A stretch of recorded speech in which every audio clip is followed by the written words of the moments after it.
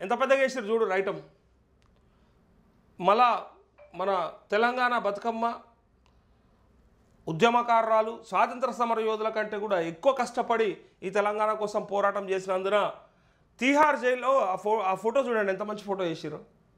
తీహార్ జైల్లో ఉండగానే కవిత arrest, Delhi liquor కేసులో సిబిఐ సర్ప్రైజ్ యాక్షన్, అవినీతి నిరోధక చట్టం ఐపీసీ సెక్షన్ల కింద కోర్టుకు తెలియజేశామన్న సిబిఐ ఆఫీసర్లు ఎలాంటి నోటీస్ ఇవ్వలేదన్న Kavitha lawyer, Rouse Avenue court judge ముందుకు పిటిషన్ నేను రిలీఫ్ ఇవ్వలేనని చెప్పి జడ్జి మనోజ్ కుమార్ చెప్పినట్టు నేడు రెగ్యులర్ బెంచ్ ముందుకు అప్లికేషన్. అంటే ఆల్రెడీ గతంలో కవితకు సిబిఐ నోటీసులు ఎట్లయితే ఇచ్చిందో అట్లే ఇప్పుడు కూడా మళ్ళీ అరెస్ట్ చేసిన తర్వాత ఒకసారి అరెస్ట్ అయిన తర్వాత ఆ అరెస్ట్కే బెయిల్ రానప్పుడు ఈ రెండో అరెస్ట్ బెయిల్ కోసం ప్రయత్నం చేసుకోవాలి. ఇప్పుడు మళ్ళీ సిబిఐ కోరుతున్నట్లుగా కవితను కస్టడీకి అనుమతిస్తుందా లేక నిరాకరించి జ్యుడిషియల్ రిమాండ్కి పంపుతుందా అనేది Rouse Avenue court special judge Kaveri Baweja తీసుకునే నిర్ణయంపై ఆధారపడి ఉంటుంది. కస్టడీకి అనుమతించినట్లయితే ఆమెను సిబిఐ హెడ్ క్వార్టర్స్లో ప్రశ్నించనున్నారు. ఒకవైపు ఫాల్స్ కేసు నేను నిందితురాలని కాను, కేవలం బాధితురాలని మాత్రమే అంటూ కవిత పలు కామెంట్లు చేసిన నేపథ్యంలో సిబిఐ కూడా అరెస్ట్ చేయడం గమనార్హం. సిబిఐ గతంలో జారీ చేసిన నోటీసులు సిఆర్పిసి సెక్షన్ 41 కింద ఉండటంతో నిందితురాలుగా పరిగణించడాన్ని ఆమె తప్పుపట్టారు. ఇప్పుడు అరెస్టు చేయడంతో రౌస్ అవెన్యూ కోర్టులో ఎలాంటి వాదనలు వినిపిస్తారన్నది ఆసక్తికరంగా మారిందంటూ చూసిరా. మొత్తానికి ఒక్కసారి అరెస్ట్ అయితేనేమో అరెస్ట్ అంటారు, ఒక్కసారి జరిగితేనేమో ఆమె ఇట్లా అయిపోయింది, దీన్ని తప్పేం లేదు నేను అని చెప్పి ఎన్నో మాయమాటలు చెప్పింది. చెప్పి అలా ఏం చేసింది మరి, చివరికి అరెస్ట్ అయ్యి మళ్ళీ జైల్లో కూర్చుంది. లిక్కర్ కేసులో ఇప్పటికే ఈడీ అధికారులు అరెస్టు చేయడంతో జ్యుడిషియల్ రిమాండ్లో భాగంగా తీహార్ జైల్లో ఉన్న ఎమ్మెల్సీ కల్వకుంట్ల కవితను సిబిఐ అధికారులు గురువారం మధ్యాహ్నం అక్కడే ఆమెను అరెస్ట్ చేశారు. రౌస్ అవెన్యూ కోర్టు నుంచి అనుమతి తీసుకొని మధ్యాహ్నం 12 గంటలకు అరెస్ట్ చేసినట్లు జైలు అధికారులకు రాతపూర్వకంగా తెలిపారు.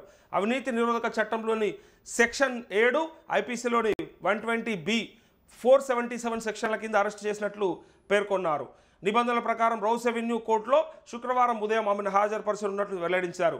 ఇదిలా ఉండగా ఎలాంటి నోటీసులు ఇవ్వకుండానే అరెస్టు చేశారని ఆరోపిస్తూ కోర్టు జడ్జి ముందుకు కవిత లాయర్ పిటిషన్ దాఖలు చేశారు. రిలీఫ్ ఇవ్వడాన్ని నిరాకరించిన జడ్జి మనోజ్ కుమార్ రెగ్యులర్ కోర్టులో శుక్రవారం ఉదయం అప్లికేషన్ దాఖలు చేయాలని సూచించారు. సిబిఐ అధికారులు తీసుకున్న అనూహ్య నిర్ణయంతో కవిత లాయర్ మోహిత్రావు అత్యవసరంగా rows Avenue court judge Manoj Kumar ముందు పిటిషన్ దాఖలు చేశారు.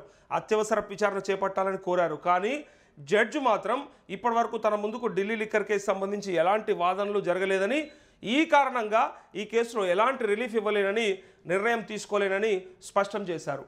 ఈ కేసు గురించి తనకు ఎలాంటి సమాచారం లేదని, ఆ కేసులోని వివరాలు కూడా తనకు తెలియవని పేర్కొన్నారు. కేవలం అత్యవసర జడ్జిమెంట్లకు సంబంధించిన కేసుల వాదనలు మాత్రమే తాను పర్యవేక్షిస్తానని స్పష్టం చేశారు. రౌస్ అవెన్యూ కోర్టులోని సిబిఐ ప్రత్యేక కోర్టులో శుక్రవారం ఉదయం 10 గంటలకు అప్లికేషన్ దాఖలు చేయాలని సూచించారంటూ మొత్తానికి ప్రశ్నించిన తర్వాతనే 6వ రోజు అరెస్ట్. ఢిల్లీ లిక్కర్ కేసులో ఈడీ అధికారులు అరెస్ట్ చేయడంతో తీహార్ జైల్లో ఉన్న కవితను సిబిఐ అధికారులు శనివారమే అంటే ఏప్రిల్ 6న విచారించినట్లు రౌస్ అవెన్యూ కోర్టుకు తెలియజేశారు. కవిత కూడా ఇటీవల కోర్టుకు హాజరైన సందర్భంగా ఈ విషయాన్ని ప్రస్తావించారు.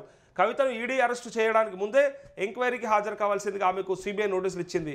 కానీ వాటిని సవాల్ చేస్తూ ఆమెకు సిబిఐ నోటీసులు ఇచ్చింది కానీ వాటిని సవాల్ చేస్తూ ఆమె సుప్రీంకోర్టును ఆశ్రయించారు.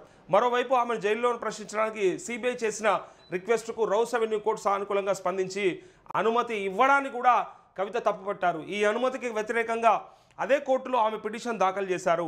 ఆమె ఆరోపణలకు కౌంటర్ ఇవ్వడానికి సిబిఐ నిరాకరించడంతో తదుపరి విచారణ ఏప్రిల్ 26కు వాయిదా పడిందంటూ ఏప్రిల్ 26 వరకు వాయిదా పడింది.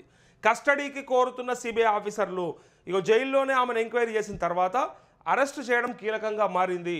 ఆమె నుంచి మరిన్ని వివరాలను రాబట్టేందుకు సిబిఐ ప్రయత్నిస్తుంది. అరెస్టు విషయాన్ని జైలు అధికారులకు రాతపూర్వకంగా తెలిపిన సిబిఐ అదే విషయాన్ని ఆమెకు తెలియజేయాల్సిందిగా కోరారు.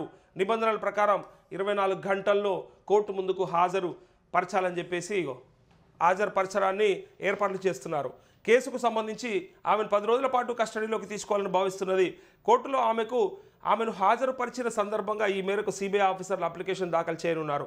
ఒకవైపు మధ్యంతర బెయిల్ ఇవ్వడాన్ని నిరాకరించిన రౌస్ అవెన్యూ కోర్టు ఆమె దాఖలు చేసిన రెగ్యులర్ బెయిల్ పిటిషన్పై ఈ నెల 20న విచారణ చేపట్టనుంది.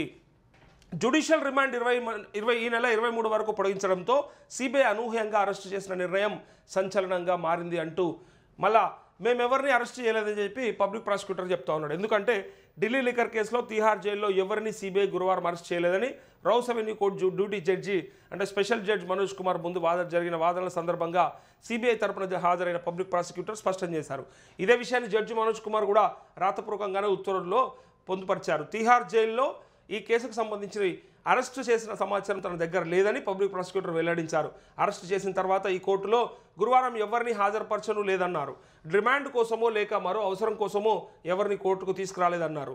ఈ కోర్టులో గురువారం సాయంత్రం 4:55 వరకు లిక్కర్ కేసు సంబంధించి ఎలాంటి అప్లికేషన్ కూడా సిబిఐ తరపున దాఖలు చేయలేదని చెప్పినట్టుగా ఇక పబ్లిక్ ప్రాసిక్యూటర్ చెప్పిండు. బట్ కవితకు ఎలాంటి రిలీఫ్ ఇవ్వలేమంటున్నారు. సిబిఐ తరపున పబ్లిక్ ప్రాసిక్యూటర్ ఈ అంశాలను వెల్లడించడంతో పిటిషన్ దాఖలు చేసిన కవితకు ఎలాంటి రిలీఫ్ ఇవ్వలేమని డ్యూటీ జడ్జి మనోజ్ కుమార్ ఆ ఉత్తర్వుల్లో స్పష్టం చేశారు.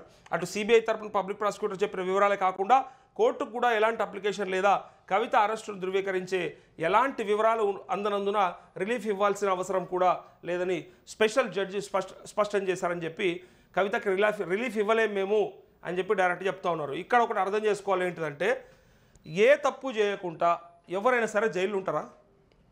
సాధ్యమా అది? ఒక్కరోజు 2 రోజులు 4వ రోజు బెయిల్ రావాల్సిందే కదా. తప్పు లేకపోతే తన తరపున లాయర్ కనుక కరెక్ట్గా పిటిషన్ దాఖలు చేస్తే తీసుకోవాలి కదా. మరి జడ్జి దాన్ని విచారణ చేపట్టాలి కదా. అయినప్పటికీ వాయిదా పడుతుంది అంటే అత్యంత బలమైన ఆధారాలు సిబిఐ దగ్గర ఎన్ఫోర్స్మెంట్ డైరెక్టరేట్ దగ్గర ఉన్నాయి కాబట్టే ఈ సమస్య అంతా. అందుకోసమే 100% అరెస్ట్ చేశారు కవితని. ఇప్పటికి నెల రోజులైనా కూడా బెయిల్ రావట్లేదు. బెయిల్ కోసం నానా తండ్లాడుతూ ఉన్నారు. ఇక ఎన్ని కష్టాలు పడుతున్నారు అన్ని కష్టాలు పడుతున్నారు.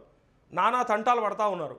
ఇటు పక్క అన్న, అటు పక్క బావ, ఒక పక్క బాపు అందరు కలిసి లాయర్లతో మాట్లాడి అడిగి మరి వాళ్ళకి తిండెట్ల తినబుద్ధి అవుతుందో నిద్ర ఎట్లా పడుతుందో నాకు తెలియదు. కానీ అలా ఇంటి ఆడవిల్ల నెల రోజులై అరెస్ట్ అయ్యి నెల రోజుల నుంచి జైల్లో ఉంటుంటే చిప్పకూడు తింటూ ఉంటే వీళ్ళు మాత్రం ఇక్కడ ఎంజాయ్ చేస్తూ ఉన్నారు.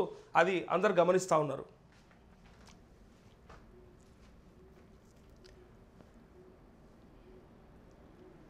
ఇంకా మరొక వార్త, నెక్స్ట్ టార్గెట్ పొలిటీషియన్స్ అంటూ 6 కీరోల్ నేతలపై ఊహాగానాలు. నిందితుల స్టేట్మెంట్ల ఆధారంగా నోటీసులు, విచారణకు సిద్ధమవుతున్న దర్యాప్తు బృందం. ట్యాపింగ్ కేసు ఇన్వెస్టిగేషన్లో అనూహ్య పరిణామం. ఎంతటి వారైనా వదలొద్దంటూ సర్కార్ ఆదేశం. సమయం వచ్చినప్పుడు అన్ని వివరిస్తాం. దర్యాప్తు పారదర్శకంగా కొనసాగుతున్నది. హైదరాబాద్ సిపి కొత్తకోట శ్రీనివాసరెడ్డి అంటూ ఇగో ఐపీడీఆర్తో కీలక డేటా రిట్రీవ్. దర్యాప్తుకు ముందు డివైసెస్ ఫార్మాట్ చేసిన నిందితులు. ఆ ఇన్ఫర్మేషన్ వెనక్కి తీసుకొచ్చేందుకు పోలీసుల యత్నం. స్నాప్చాట్, వాట్సాప్, సిగ్నల్ యాప్ల నిర్వాహకులకు నోటీసులు. సక్సెస్ అయితే పోలీసుల చేతికి మొత్తం ట్యాపింగ్ సమాచారం అంటూ వాళ్ళు చేసిన ప్లాన్ కనుక సక్సెస్ అయి ఉంటే పూర్తి సమాచారం వాళ్ళ దగ్గర ఉంటుండే. ఇగో నిందితుల స్టేట్మెంట్ల ఆధారంగా నోటీసులు, విచారణకు సిద్ధమవుతున్న దర్యాప్తు బృందం అంటూ ట్యాపింగ్ కేసులో ఫోన్ ట్యాపింగ్ కేసులో ఇప్పటివరకు అధికారులను ఎంక్వైరీ చేసిన పోలీసులు నెక్స్ట్ పొలిటీషియన్లను అరెస్ట్ చేసి విచారించడానికి సిద్ధమవుతున్నారు. ఈ కేసులో ఇప్పటికే అరెస్ట్ అయిన రాధాకిషన్ రావు, ప్రణీతరావు, భుజంగరావు, తిరుపతన్నలను పోలీసుల కస్టడీకి తీసుకొని విచారించారంటూ వారి నుంచి స్టేట్మెంట్ల గురించి రికార్డు చేశారు. ప్రస్తుతం వీరంతా జ్యుడిషియల్ రిమాండ్లో భాగంగా జైల్లో ఉన్నారు.